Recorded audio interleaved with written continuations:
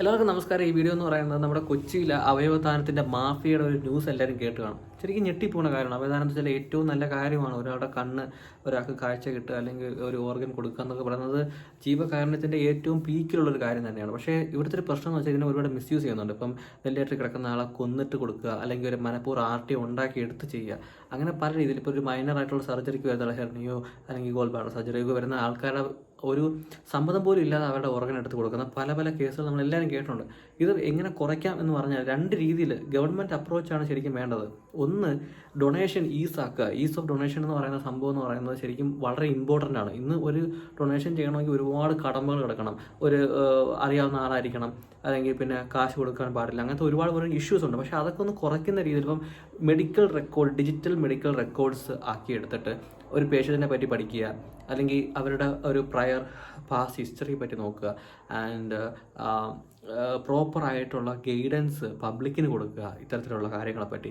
അങ്ങനെ ഗവൺമെൻറ് സൈഡിൽ നിന്ന് ഒരു അപ്രോച്ച് ഇതിന് എടുക്കേണ്ട ആവശ്യം എന്ന് വെച്ചാൽ ഭയങ്കര അർജൻറ്റായിട്ട് വേണ്ട തന്നെയാണ്.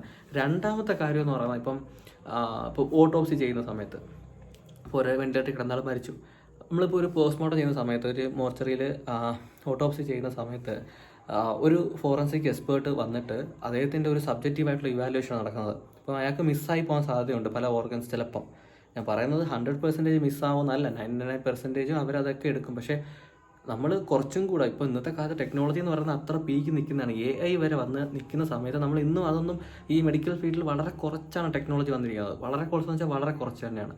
പ്രത്യേകിച്ച് ഇന്ത്യയുടെ അവസ്ഥയാണ് പറയുന്നത്. ഇന്ത്യയിൽ പ്രത്യേകിച്ച് കേരളത്തിൽ നമ്മൾ വളരെ കുറച്ചാണ് ഉപയോഗിക്കുന്നത്. ഇപ്പോൾ കേരള സമയത്തോളം നമുക്ക് ഇതിൻ്റെയൊക്കെ സാധ്യത ഭയങ്കര ഓപ്പൺ വൈഡാണ്. ആൾക്കാർക്ക് അതിനുള്ള കഴിവുണ്ട്. ഗവൺമെൻറ്റിന് ഒന്നൊരു ഇനിഷ്യേറ്റീവ് എടുത്തു കഴിഞ്ഞാൽ എന്ന് വെച്ച് കഴിഞ്ഞാൽ നമ്മുടെ ഒരു ഫിനാൻഷ്യൽ സ്റ്റാറ്റസ് ഒന്നും കൂടെ ഒന്ന് ബെറ്റർ ആയി കഴിഞ്ഞാൽ ഇതൊക്കെ ഇവിടെ വരാൻ സാധ്യതയുണ്ട്. ഇപ്പോൾ ഉദാഹരണത്തിന് നമ്മളിപ്പോൾ ഓട്ടോപ്സി ചെയ്യുന്നത് ഓപ്പണായിട്ട് സ്കാൽപ്പൽ ഉപയോഗിച്ചിട്ട് തുറന്നിട്ടാണ് ചെയ്യുന്നത്, ഓപ്പൺ ആയിട്ട് ചെയ്യുന്നത്. ശരിക്കും പറഞ്ഞാൽ അതല്ലാതെ നമുക്ക് വിർച്വലായിട്ട് ചെയ്യാം. വിർച്വൽ ഓട്ടോപ്സി എന്നൊക്കെ പറഞ്ഞുകൊണ്ട് പുതിയൊരു ടേംസ് തന്നെ, പുതിയൊരു ബ്രാഞ്ച് തന്നെ വന്നു കഴിഞ്ഞു. എന്തോ ചെയ്യുന്നത് വെച്ച് കഴിഞ്ഞാൽ നമ്മൾ ഓപ്പൺ ചെയ്യാതെ അതിന് പകരം ഒരു ബോഡീനെ CT ഇവാലുവേഷൻ, CT എടുക്കുക, എക്സ്റേ എടുക്കുക, USG എടുക്കുക, MRI എടുത്ത് ഇവാലുവേഷൻ ചെയ്യുന്നവരുണ്ട്. അതിനുമല്ല സ്കാനിങ്. ഇപ്പോൾ നമ്മളിപ്പോൾ ഒരു ബോഡി വന്നു കഴിഞ്ഞാൽ എക്സ്റ്റേണൽ എക്സാമിനേഷൻ ചെയ്യുന്ന സമയത്ത് അതിന് പകരം സ്കാനിങ് എക്സാമിനേഷൻ എന്ന് പറഞ്ഞ സംഭവങ്ങളുണ്ട്. ഡീറ്റെയിലായിട്ട് തന്നെ അതിൻ്റെ റിപ്പോർട്ട്, ഇപ്പോൾ ആ മുറിവിൻ്റെ ഡെപ്ത്ത്, അതിൻ്റെ ലെന്ത്, ബ്രെഡ്ത്ത് രീതിയിൽ ഏത് തരം മുറിവാണ്, അതിനെക്കുറിച്ചുള്ള ഫുൾ ഡീറ്റെയിൽസ് നമുക്ക് ഡിജിറ്റലായിട്ട് തന്നെ നമുക്ക് കിട്ടാനുള്ള ഒരു വഴി ഇന്നുണ്ട്. ഞാൻ ഈ പറയുന്നത് വെറുതെ ഏറി നിരത്ത് പറയുന്ന കാര്യങ്ങളൊന്നും അല്ല. ഡൽഹി എയിംസിൽ നടക്കുന്ന കാര്യമാണ്. ഞാൻ ഡൽഹി എയിംസ് പേഴ്സണലി ഞാൻ അവിടുത്തെ ഫോറൻസിക് ഡിപ്പാർട്ട്മെൻറ്റിൽ പോയി കണ്ടിട്ടുണ്ട്.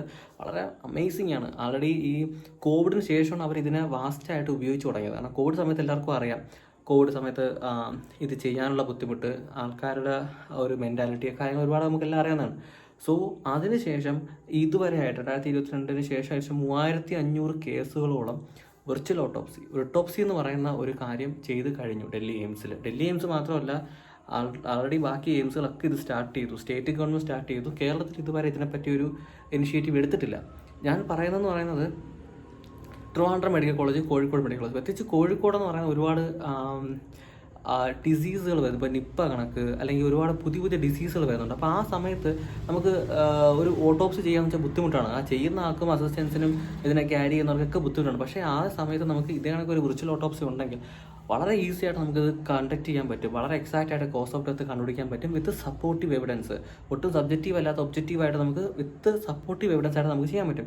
ടെക്നോളജി അത്ര വളർന്നിരിക്കുകയാണ്, പക്ഷേ നമ്മളത് ചെയ്യുന്നില്ല. Same Kozhikode medical college, Trivandrum medical college, ഈ 2 മെഡിക്കൽ കോളേജിലും ഗവൺമെൻറ് കുറച്ച് ഫണ്ട് അലോട്ട് ചെയ്ത് കഴിഞ്ഞാൽ, കുറച്ച് അലോക്കേഷൻ ചെയ്ത് കഴിഞ്ഞാൽ ഇത് ചെയ്യാൻ പറ്റും. സ്വന്തമായിട്ടൊരു CT മെഷീൻ, സ്വന്തമായിട്ടൊരു കുറച്ച് സോഫ്റ്റ്വെയർ ഇഷ്യൂസ്, പുതിയ സോഫ്റ്റ്വെയർ ഒക്കെ ഇതിന് വേണം.